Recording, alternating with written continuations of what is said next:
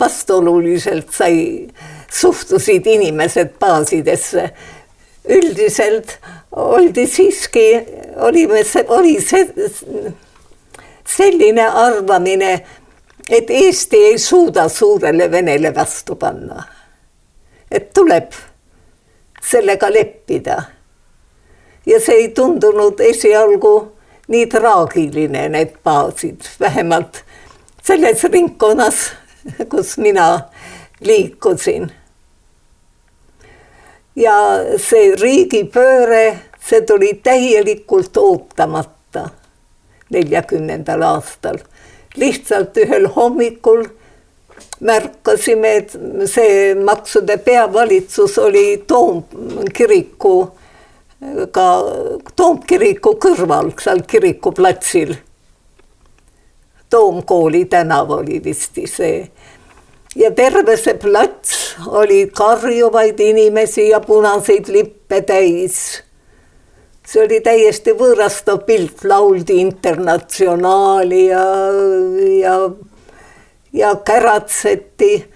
Isegi nägin, et sealt minu kõrval majast oli seal nende hulgas üks naine, ta oli elukutselt õmbleja, kes alati oli väga kenasti riides käinud, aga nüüd oli tal seljas mingi pleekinud sitsikleit ja lehvitas ka punast lippu. No, lihtsalt vaadati seda kui mingisugust tsirkust pealt. Ei osatud, vähemalt meie ei osanud midagi eriti arvata, see oli imelik.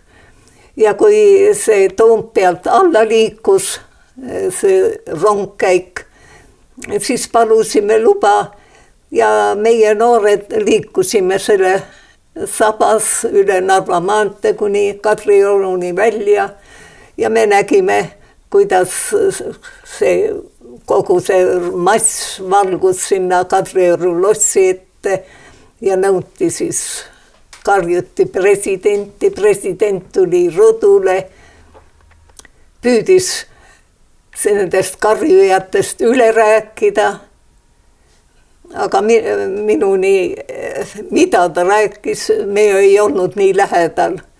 Et see ei kostnud ja lõi käega ja läks sisse tagasi. Temaga oli võimatu rääkida. Ja sealt Kadriorust siis liikud, rahvas rääkis, et on toodud Narvast Kreenholmi töölisi seal ja et need ei ole Tallinna Tsitsivabriku töölised ja Franz Kulli vabriku töölised pidid need olema. Aga nende hulgas ei olnud küll minul ühtegi tuttavat ega ka minu tuttavatel. Ja läksime tööle tagasi järgmisel hommikul.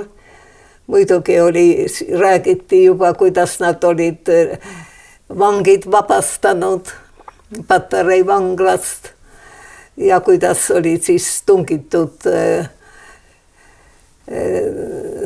Riigikogu hoonesse ja et on toimunud riigipööre. See oli väga raske. Kuulutati kohe välja ju uued valimised esialgu.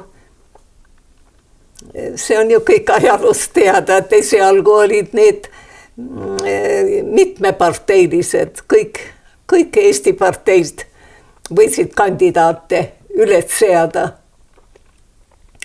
Näiteks minu üks tuttav, minu sõbranna Peigmes õieti oli ta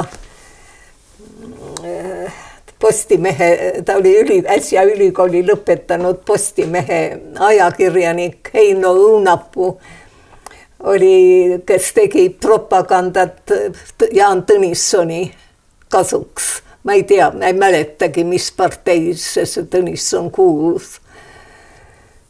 Aga siis toimusid ju terve rida igasuguseid rongkäike.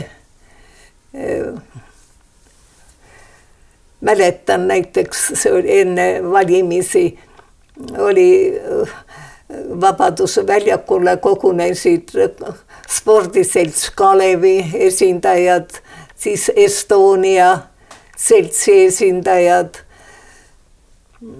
kes seal mitmete laulukooride esindajad ja see rongkäik liikus Harju tänavalt üle Raekoja platsi Pikale tänavale. Ja mina, see oli niisugune lõunavaheaeg meil töö juures ja mina koos ühe koolivennaga, kes ka töötas maksude liinis või maksude valitsuse liinis, olime selle praeguse ajale muuseumi trepi peal ja vaatasime seda rongkäiku. Ja kui see rongkäigu pea jõudis sinna väljakule, kust Pühavaimu kirik algab ja Saiakang suubub ja Pikk tänav läheb sealt edasi, jõudis sinna Vene saatkonna ette, siis kargasid punaste käesidemetega, ma ei mäleta, kuidas neid nimetati, neid mehi, kellel olid, need olid nüüd need uue korra kaitsjad ja esindajad, rebisid sealt rongkäigu pea Eesti lipu, rebisid selle puruks ja viskasid sinna, trampisid jalgadega seal otsas. No ühesõnaga tekkis suur segadus ja kuskilt ilmusid välja Vene sõdurid, arreteerimine toimus ja meie põgenesime Saiakangi kaudu ülesse Laiale tänavale ja sealt Toompeale. No see oli niisugune esimene vägivallaakt.